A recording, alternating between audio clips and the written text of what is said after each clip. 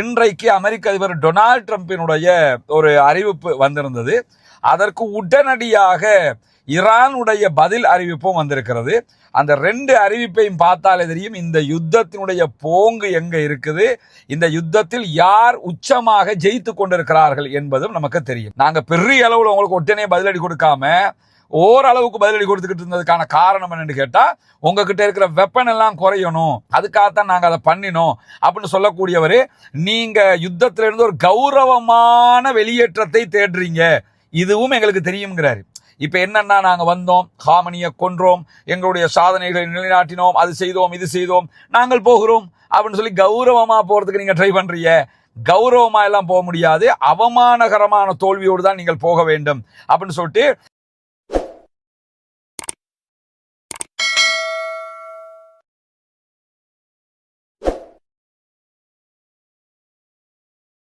அன்பிற்கினிய சகோதர சகோதரிகளை நம் அனைவர் மீதும் ஏக இறைவனுடைய அமைதியும் கருணையும் உண்டாகட்டுமாக என்கிற உயரிய பிரார்த்தனைகளோடு இன்றைக்கு இந்த வீடியோவை ஆரம்பிக்கும் போதே நம்ம ஏற்கனவே சொன்ன ஒரு பழமொழி நினைவுக்கு வருது. அது என்ன பழமொழின்னு சொன்னா, இந்த மரங்கொத்திங்கிற ஒரு பறவை இருக்குல்ல, அது எல்லா மரத்தையும் கொத்துமா, கொத்திட்டு போய் வாழை மரத்தை கொத்திருமா. இந்த வாழை மரத்தை கொத்தி முடியும், அதனுடைய சொண்டு இருக்குதா இல்லையா, அது உள்ள மாட்டிக்கிறோம், எனவே எடுக்க முடியாம போயிரும், அதுல ரொம்ப தடுமாறும் என்று சொல்லி ஒரு பழமொழி சொல்லுவாங்க. என்னன்னா, எல்லார்கிட்டையும் தன்னுடைய சட்டாம்பித்தனத்தை, தன்னோட ரவுடித்தனத்தை காட்டுறவங்க கரெக்டா காட்டப்பட வேண்டிய ஒரு இடத்துல போய் காட்டி முடிய அவன் ரெண்டு வச்சு வெளுத்துட்டான்னு சொல்லி சொன்னா அவனுக்கு யாருங்கிறது புரிய ஆரம்பிச்சிடும். அந்த மாதிரி இப்ப ஈரானோட தாக்குதல்களை நடத்தி அமெரிக்கா படாத பாடுபட்டு கொண்டிருக்கிறது. வாழை மரத்தை கொத்திய ஒரு கதையாக தற்போது அமெரிக்காவினுடைய கதை மாறி இருக்கிறது என்று சொன்னால் ஒரு மிகை கிடையாதுங்கிறத புரிஞ்சுக்கிறீங்க. என்னன்னா, இன்றைக்கு அமெரிக்க அதிபர் டொனால்ட் ட்ரம்பினுடைய ஒரு அறிவிப்பு வந்திருந்தது. அதற்கு உடனடியாக ஈரானுடைய பதில் அறிவிப்பும் வந்திருக்கிறது. அந்த ரெண்டு அறிவிப்பையும் பார்த்தாலே தெரியும் இந்த யுத்தத்தினுடைய போங்கு எங்க இருக்குது, இந்த யுத்தத்தில் யார் உச்சமாக ஜெயித்து கொண்டிருக்கிறார்கள் என்பதும் நமக்கு தெரியும். குறிப்பாக அமெரிக்க அதிபர் டொனால்ட் ட்ரம்ப் இன்றைக்கு வெளியிட்ட அறிவிப்புல என்ன சொன்னாருன்னா, இந்த ஈரான் மீதான அமெரிக்க இஸ்ரேலிய யுத்தம் விரைவில் முடிவடையக்கூடும், ஒரு சில நாட்களில் முடிவடையக்கூடும் என்கிற செய்திகள் அவர் சொல்லி இருந்தாரு. சொன்னது மட்டுமல்லாம அதுக்கு ஒரு கோட்வேர்டாக அவர் புரியும் விதமாக ஒரு விஷயத்தை என்ன சொன்னாருன்னு கேட்டா, ஈரான் மீதான யுத்தம்ங்கிறது ஒரு உல்லாச சுற்றுலா போன்றது, ஒரு டூர் போன மாதிரி நினைச்சுக்கிறங்க. அந்த டூர் போன மாதிரிங்கிறதுனால சீக்கிரமா அது முடிஞ்சிடும், டூர்னா போயிட்டு வந்துருவோம்ல, அது மாதிரி இது முடிஞ்சிரும் அப்படின்னு சொல்லி அவரு சொல்லியிருந்தாரு. ரொம்ப சீக்கிரமாவே முடிவுக்கு வந்துடும். ஏற்கனவே ஈரானுடைய ராணுவத்தினுடைய ஏவுகணைகளை 80% நாங்க அழிச்சிட்டோம். 80% அழிச்சிட்டோம்னா யுத்தம் முடிஞ்சிருமா இல்லையா? அது மாதிரி அவர் என்ன சொல்றாருன்னா, 80% ஏவுகணைகளை நாங்க அழிச்சிட்டோம். அதனுடைய திறன்கள், அதனுடைய அந்த பவரை ஒரு துளியாக குறைச்சிட்டோம். பெரிய பவர்லாம் ஈரான்ட்ட கிடையாது, ஒரு சின்ன துளி தான் இருக்குது அப்படின்னு சொல்லி சொன்னவர் என்ன சொன்னாருன்னு கேட்டா, மீதம் இருக்கக்கூடிய ஏவுகணைகளையும் ஒரு சில நாட்களுக்குள்ளாக நாங்க அழிச்சு இல்லாமல் ஆக்கிடுவோம். ஏவுகணைகளுடைய பெரும்பாலான பகுதியை வீழ்த்திட்டோம், ட்ரோன்களுடைய பெரும்பாலான பகுதியை நாங்க அழிச்சிட்டோம், இந்த ட்ரோன்களை உருவாக்குகிற இடங்களை எல்லாத்தையுமே நாங்க தாக்கிட்டோம். 3.5 நாட்களுக்குள்ளாக அமெரிக்காவுடைய ராணுவம் 46 உயர்மட்ட ஈரானுடைய கடற்படை கப்பல்களை அழிச்சிருக்குது அப்படின்னு எல்லாம் சொன்னாரு. இந்த கப்பல்கள் விஷயத்துல தெளிவா ஒன்றை புரிஞ்சுக்கிறேன், 46 கப்பல்களை அழிச்சிருந்தா அது இந்த உலகத்துக்கு எவ்வளவு பெரிய செய்தி ஆகியிருக்கணும். இலங்கையினுடைய கடற்பரப்புல நின்ன ஒரு ஈரானுடைய கப்பலை அமெரிக்காவினுடைய போர்ஸஸ் சப்மரின் மூலமாக அடிச்சு அழிச்சாங்களா இல்லையா? அது உலகம் முழுக்க செய்தியா போச்சா இல்லையா? ஒரு கப்பலுடைய செய்தியே உலகம் முழுக்கம் போச்சுன்னா 46 கப்பலை, ஈரானுடைய ஆயுத கப்பலை நாங்க ராணுவ கப்பலை அழிச்சிருக்கிறோம்ங்கிறாங்க. அந்த 46 கப்பலை பற்றிய செய்தி சாதாரணமான ஒரு செய்தியா? ஆனா டொனால்ட் ட்ரம்பை தவிர யாருமே 46 கப்பலை அழிச்ச கதையை சொல்றதை நீங்க பார்த்திருக்க மாட்டீங்க. அதுல வேற இந்த பீத்து இருக்குல்ல, கட்டுற கதை எல்லாமே கம்பி கட்டுற கதையா இருக்குது. என்னன்னா, 46 கப்பலை அழிச்சதுக்கு பிறகு அவரு அமெரிக்காவினுடைய போர்சஸ்ட கேட்டாராம், ஏன் அழிச்சிய, அதெல்லாம் அப்படி பிடிச்செடுத்து இருந்தா நம்ம அதை யூஸ் பண்ணிருக்கலாமா இல்லையா அப்படின்னு நான் கேட்டேன். இல்ல அழிக்கிறது ரொம்ப இன்ட்ரெஸ்டா இருக்குது, அதுக்காக நாங்க அழிச்சிட்டோம். இதுல டிவி கேமாடா, டிவி கேம் விளையாடுற மாதிரி அவங்க சொன்னாங்கன்ற மாதிரி அவர் என்னன்னா அது ஒரு பெரிய பெருமதியாக சொல்றாரு. ஆனா 46 கப்பலை அழிச்சதுங்கிறது உலகமாக கம்பி கட்டுற கதையை தவிர ஒரே ஒரு கப்பலை அழித்த செய்தி தான் இதுவரைக்கும் வந்திருக்கிறதுங்கிறத நம்ம புரிஞ்சுக்கிறோம். அதே நேரத்தில் என்ன சொல்றாருன்னா, இந்த யுத்தத்துல ஈரான் பதிலடி என்கிற பேர்ல அரபு நாடுகள் மீதெல்லாம் தாக்குதல் நடத்தினாங்க. எல்லா அரபு நாடும் எங்களோடு வந்து நின்று விட்டது, உங்களோட வந்து நிக்காம எவன் கூட வந்து நிக்கணும், உங்ககிட்ட தான் பாதுகாப்பை கேட்டிருக்கிறான், நீ தான் அமெரிக்கன் பேஸ் அமைச்ச, உன்னை பாதுகாப்போம்னு சொன்ன, அதனாலதான் நீ சொன்னல வந்து பாதுகாரா வந்து நிக்கிறான், வேற உங்ககிட்ட வந்து நிக்காம ஈரான் அடிக்கும் போது ஈரான் போய் நிப்பானா? அதாவது கிறுக்குத்தனம் உச்சம் போய் என்ன பேசுறோம்னு தெரியாம எதையோ பேசிக்கிட்டு இருக்கிறாப்பில்ல. சொல்லுவாங்கல்ல, கேட்கிறவன் கேனா இருந்தா கிணத்துக்குள்ள திமிங்கிலம் இருக்குன்னு சொல்லுவாங்க. அது மாதிரி இந்த ஆள் உட்கார்ந்துக்கிட்டு முன்னாடி இருக்கிற அத்தனை பேரும் கேனப்பாயிடுவ, 46 கப்பலை அழிச்சிட்டோம், நாங்க அதை பண்ணிட்டோம் இதை பண்ணிட்டோம்னு சொல்லி அந்த ஆளே உளறி கொட்டிக்கிட்டு இருக்கிறாரே தவிர நிலைமை உண்மையான நிலை அது அல்ல என்பது உலகத்திற்கே தெரியும். இப்படியான நிலையில தான் இன்றைக்கு அவர் பேசும்போது மேலதிகமாக என்ன சொல்றாருன்னு கேட்டா, நாங்க வந்து காசிம் சுலைமானியை எப்படி கொன்றோமோ அதே மாதிரி ஆயத்துல்லா அலி ஹாமனியை நாங்க கொண்டிருக்கிறோம்னு சொல்லி ஆயத்துல்லா அலி ஹாமனியை கொன்றது அது ஒரு பெருமை மாதிரி அதையும் பீத்திக்கிறாரு.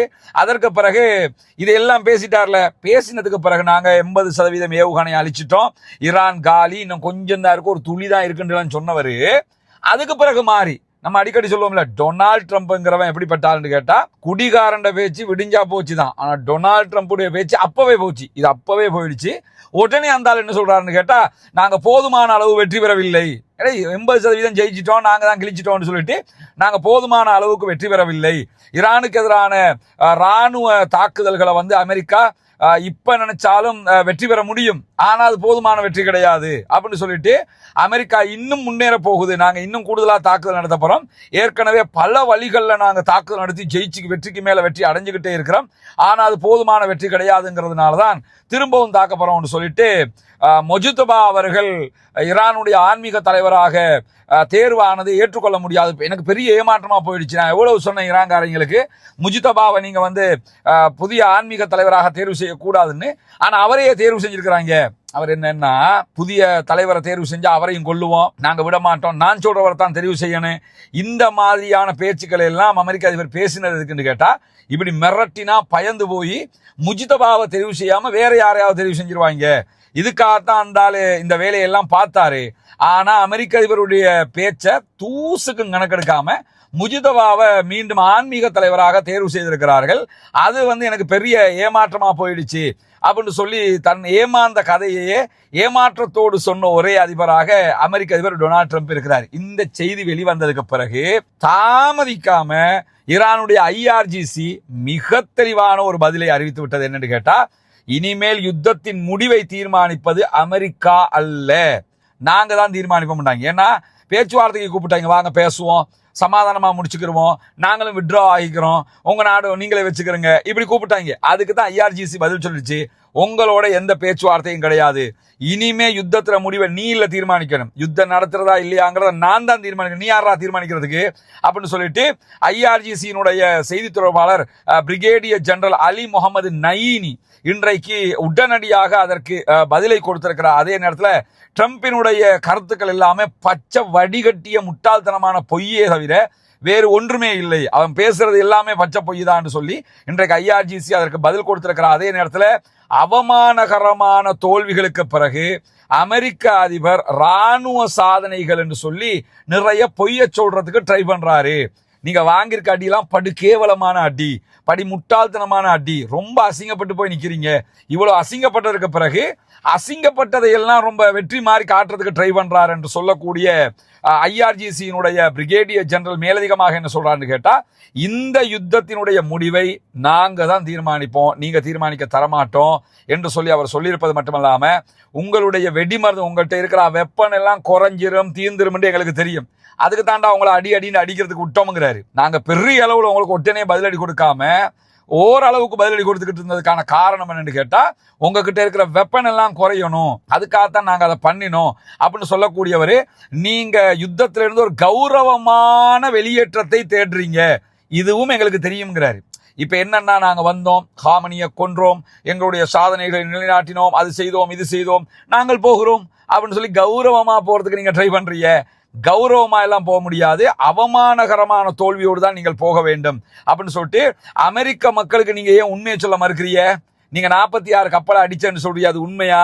நீங்க செய்ததெல்லாம் உண்மையான்னு சொல்லிட்டு பாரசீக வளைகுடா பகுதிகளில் இருக்கக்கூடிய எல்லா அமெரிக்க ராணுவ தளங்களையும் அடிச்சிருக்கிறோம். இதை ஏன் அமெரிக்க மக்களுக்கு சொல்ல மாட்டேங்கிறீங்க? 46 கப்பல் அடிச்சோம்னு பச்சை பொய்யோ சொல்லிக்கிட்டு இருக்கிறியப்பா.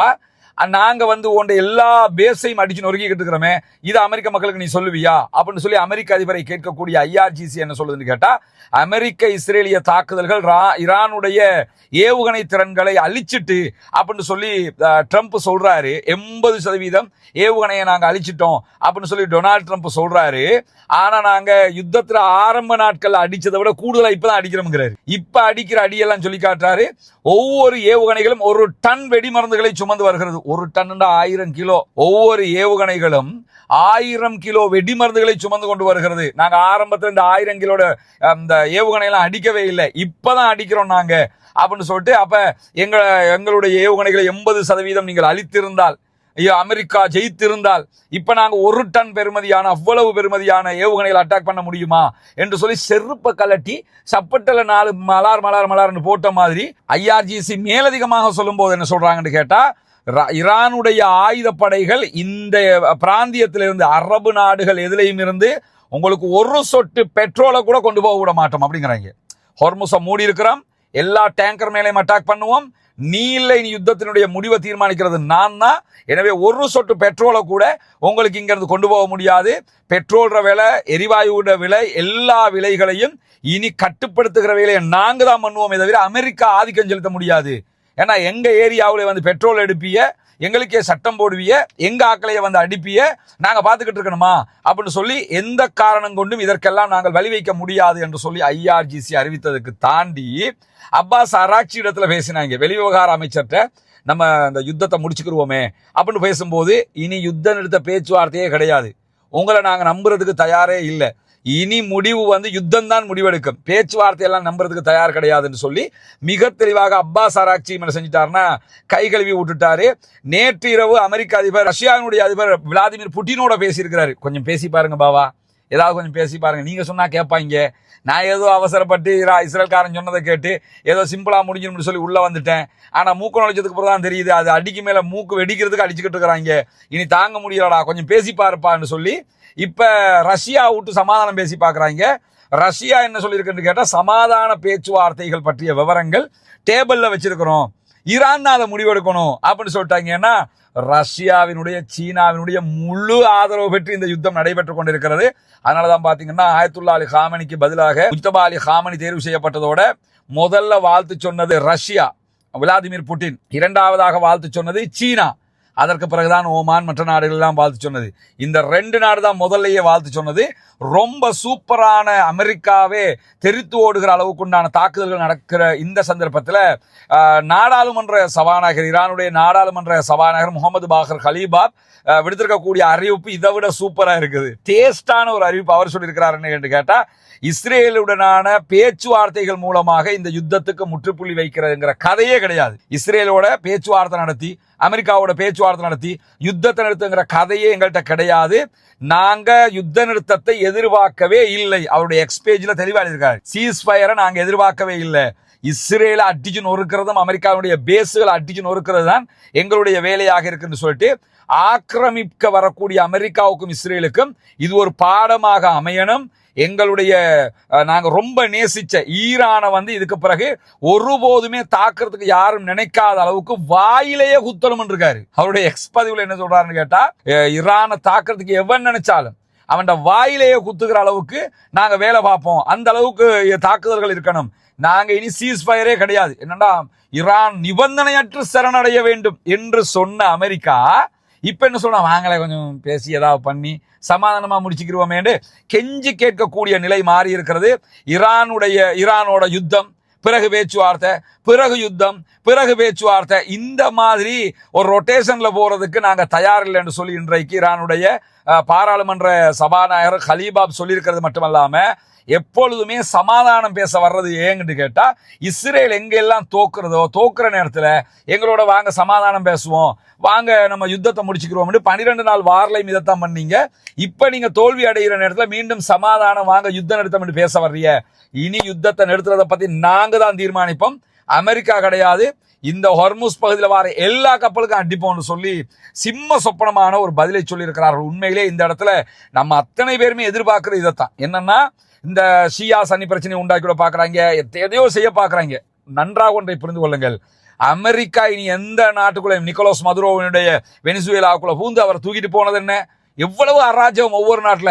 இந்த மாதிரி எந்த நாட்டுக்குள்ளையும் சட்டாம்பித்தனம் பண்றது, அராஜகம் பண்றது இருக்கக்கூடாதுங்கிறதுக்கு தான் அல்லாஹு தாலா ஈரான் மூலமாக அமெரிக்காவுக்கு இந்த ஒரு பாடத்தை படித்துக் கொடுக்கிறான் என்பதை நம்ம புரிய முடிகிறது. இந்த நிமிடம் வரைக்கும் ஈரானுடைய கை ஓங்கிக் கொண்டே இருக்கிறது என்பதை நீங்கள் புரிந்து கொள்ள முடியும். அதனாலதான் ஈரான்கிட்ட போய் இப்ப சமாதானம் பேசுறாங்க, சீஸ்ஃபயருக்கு கெஞ்சுறாங்கிற காட்சிகளையும் நம்ம பார்த்துக்கிட்டு இருக்கிறோம். பொறுத்திருங்கள், நம்முடைய இரவு அப்டேட்ல இன்னும் பல சுவாரஸ்யமான செய்திகளும் அமெரிக்காவுடைய கெஞ்சல்களும் கதறல்கள் பற்றிய செய்திகளும் இருக்கிறது.